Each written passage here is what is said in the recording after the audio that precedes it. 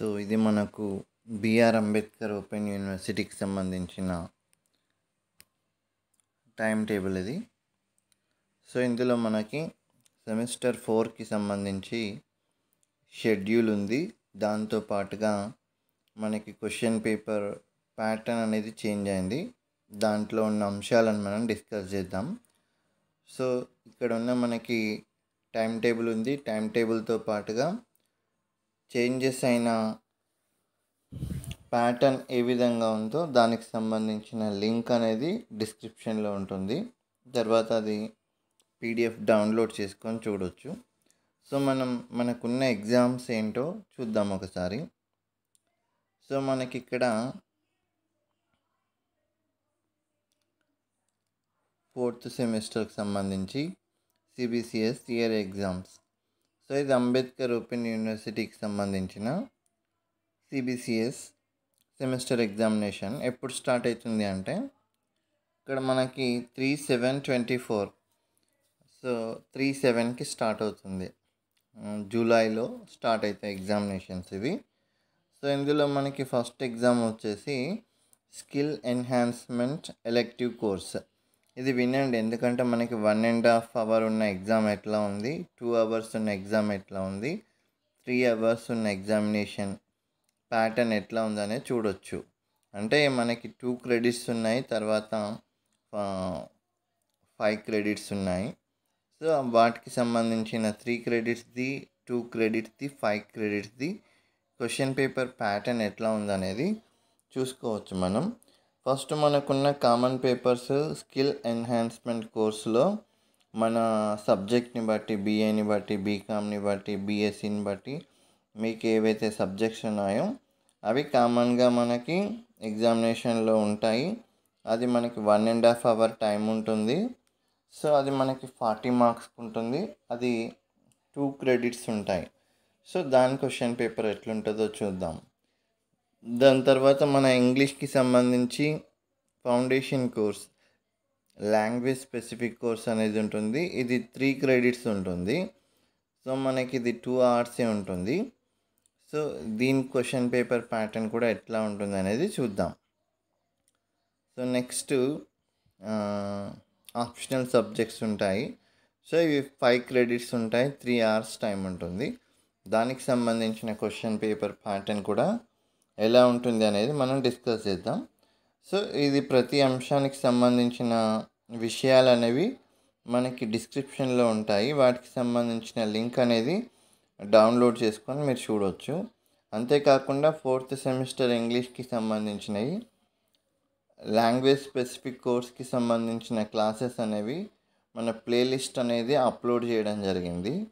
అది కూడా మనం వినడానికి అవకాశం ఉంటుంది. సో మనకి ఇక్కడ చూద్దాం. మనం ఇక్కడ ఫస్ట్ మనం ఎస్ఈసి కామన్ పేపర్ ఉంటుంది కాబట్టి దాని గురించి డిస్కస్ చేద్దాం. So question paper pattern, just look at here. ఇది కొంచెం జూమ్ చేసుకుంటే క్లారిటీ ఉంటుంది. ఇది మనకు question paper pattern for 2 credits. అంటే SEC paper skill enhancement course అనేది మనకి 40 మార్క్స్ ఉంది. ఇందులో మనకి section A and section B అనేది ఉంది. దాని తర్వాత సెక్షన్ సి కూడా ఉంది. అంటే మనకి 40 మార్క్స్లో మనకి సెక్షన్ ఏలోంచి ఎన్ని క్వశ్చన్స్ అంటే 2 క్వశ్చన్స్ మనం రాయాల్సి ఉంటుంది.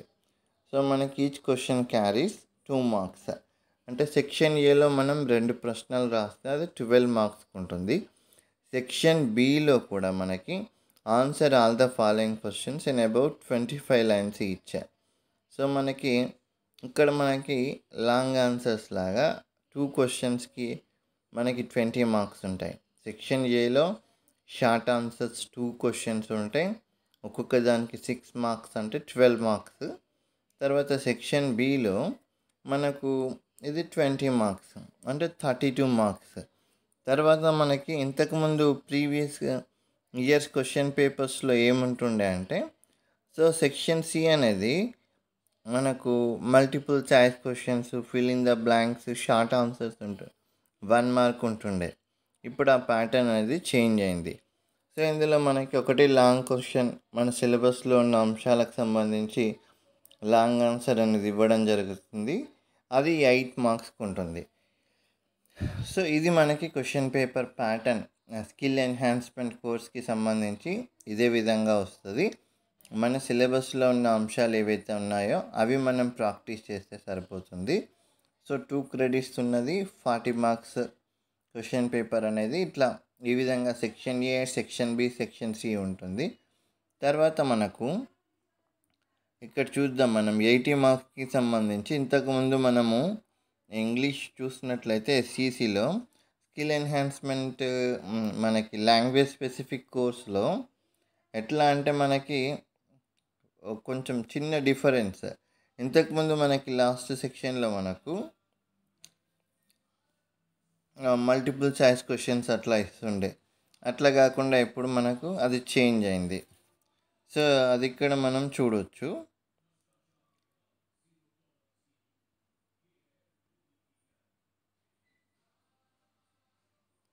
ఈ క్వశ్చన్ పేపర్ ప్యాటర్న్ అనేది యూ కెన్ నోటీస్. సో ఇక్కడ మనకి సెక్షన్ ఏకి సంబంధించి సెక్షన్ ఏకి సంబంధించి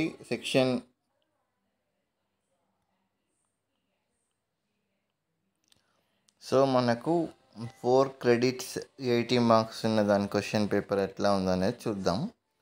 సో ఇందులో మనకి సెక్షన్ ఏలో మనకి 8 క్వశ్చన్స్ ఇస్తే అందులో మనం 4 రాయాలి.